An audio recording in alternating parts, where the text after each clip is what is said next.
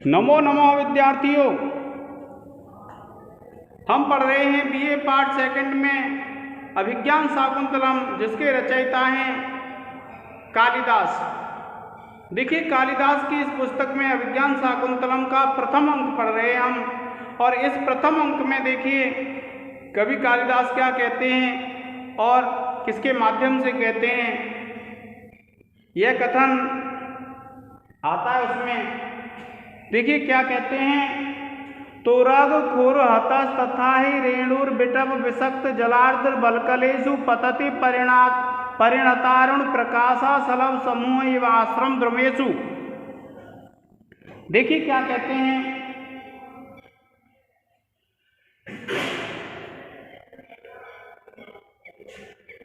कि तोरग खुर, तोरग कहते हैं घोड़ों को और खुर कहते हैं उनके पैर के नीचे का भाग। तोरग खुर हतः,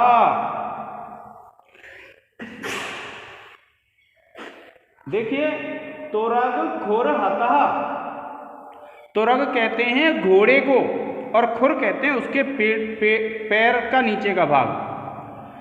हतः उससे हत, उससे पीड़ित।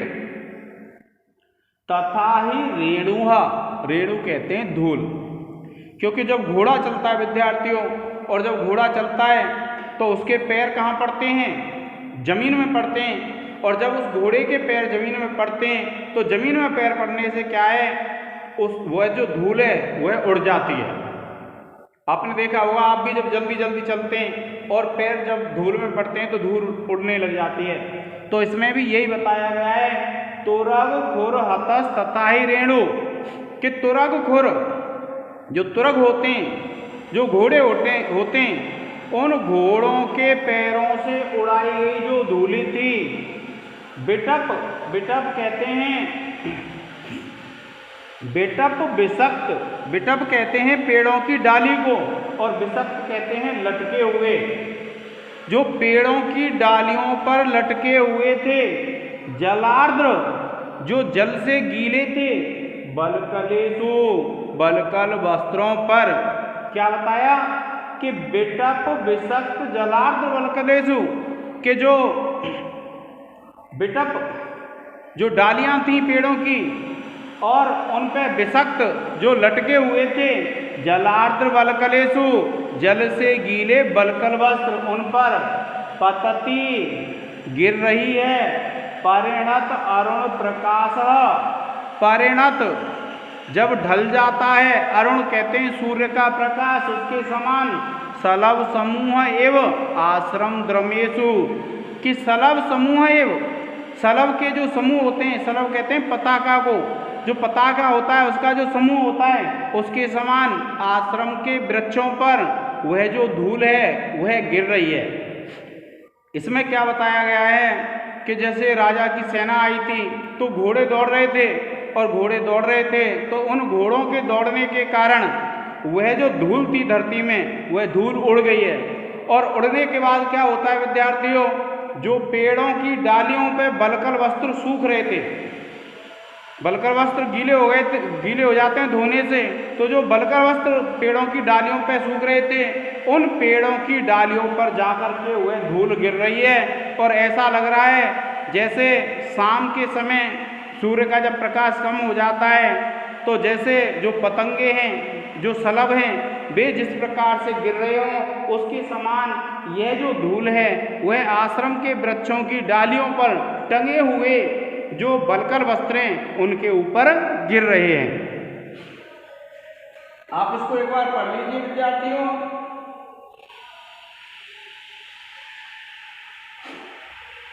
देखिए क्या कहते हैं कि तोरग माने घोड़ा और खुर माने उसका जो खुर होता है, और हत कहते हैं उसके द्वारा जो पीड़ित है।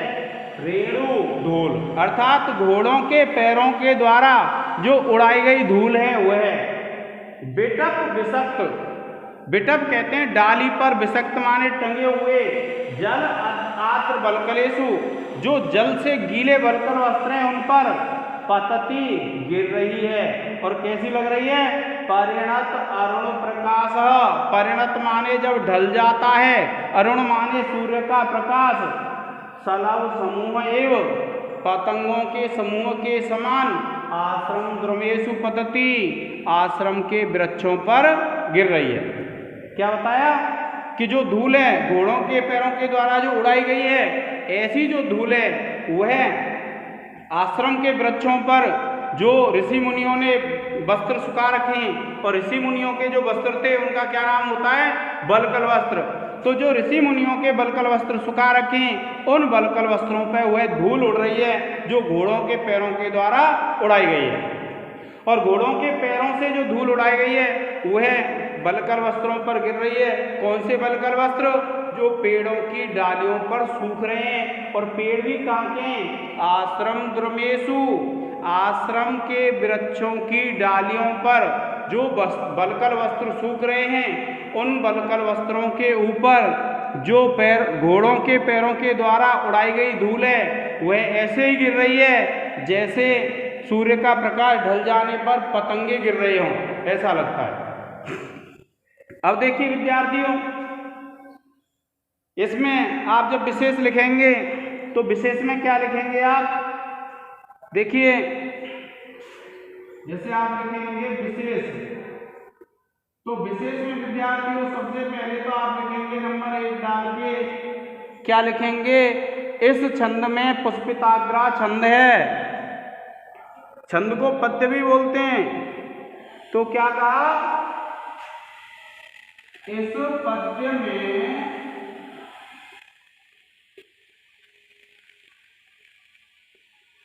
पुष्पिताग्रा छंद है। दूसरा लिखेंगे विद्यार्थियों, सलभ समूह एवं, आप लिखेंगे इसमें उपमा अलंकार है।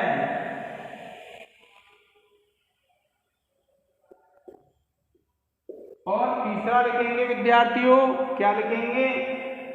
आप लिखेंगे इस पद्य में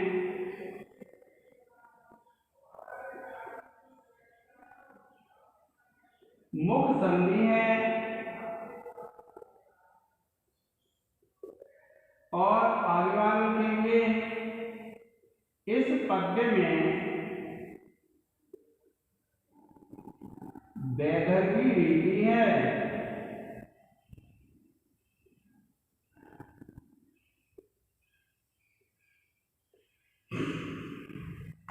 ठीक है विद्यार्थियों, देखिए पहला विशेष है हमारा, इस पद्य में पुष्पिताग्रा छंद है। दूसरा विशेष है सलभ एवं, क्या कहा है? सलभ समूह एवं, इसमें उपमा अलंकार है। और इस पद्य में मुख संधि है। और इस पद्य में वैदर्भी रीति का प्रयोग हुआ है। अब देखिए व्याकरण टिप्पणी देखेंगे आप, तो देखिए पहला है एव आश्रम द्रुमेषु। तो देखिए व्याकरण टिप्पणी में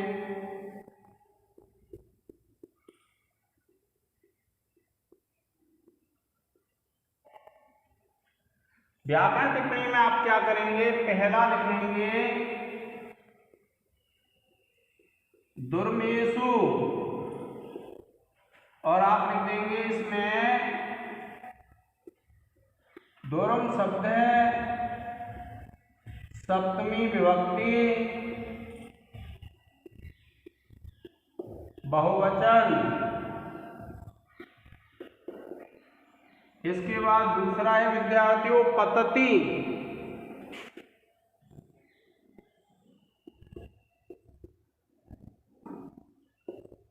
पत धातु है,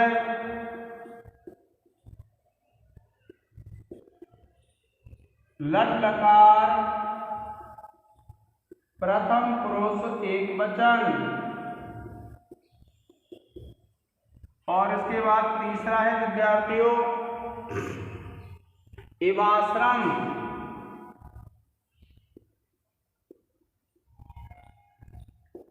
इसमें आप लिखेंगे विद्यार्थियों एव प्लस आश्रम,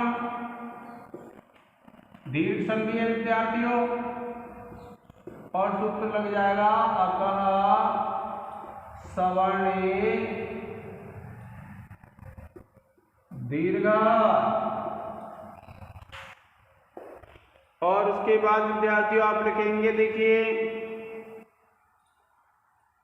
जल वल्कलेषु,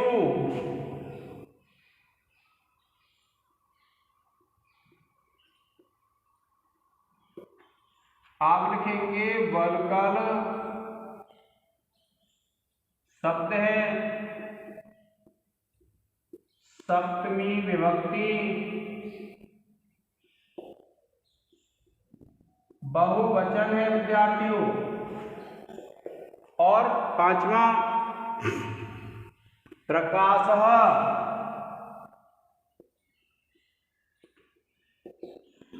प्रकाश शब्द है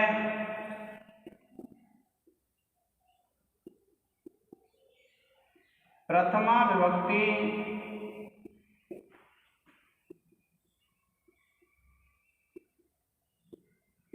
एक वचन। इसका एक स्क्रीनशॉट ले लीजिए विद्यार्थियों।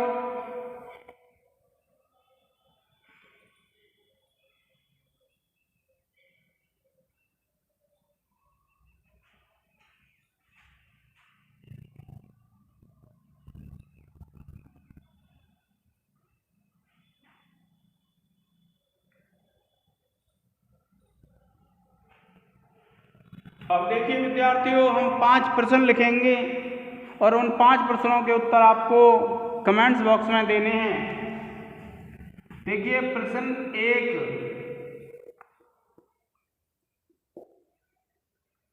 आपको बताना है कि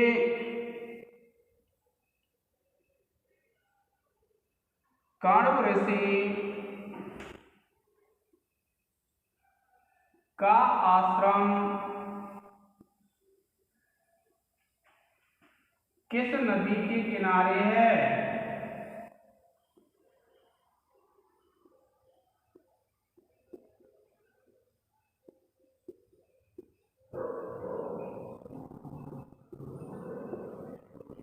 दूसरा प्रश्न है विद्यार्थियों,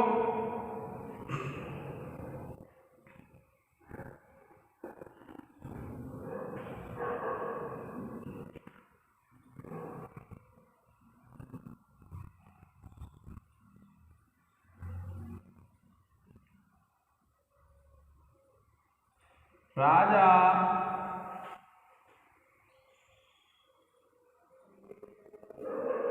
किस पशु का पीछा कर रहा था?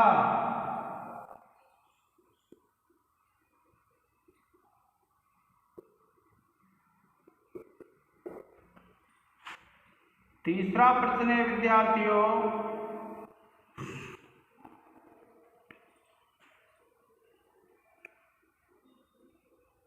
राजा दुष्यंत की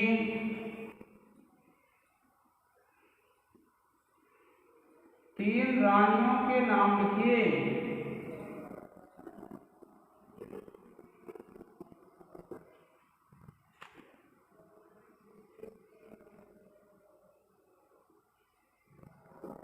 और प्रश्न 4 है विद्यार्थियों,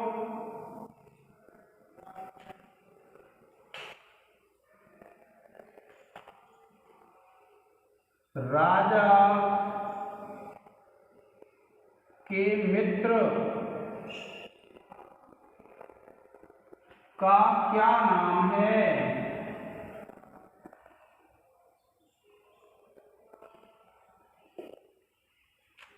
और 5वां प्रश्न है,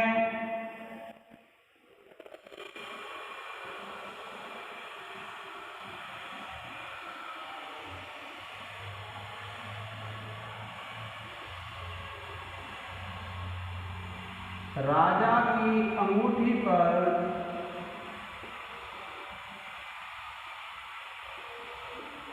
क्या लिखा था?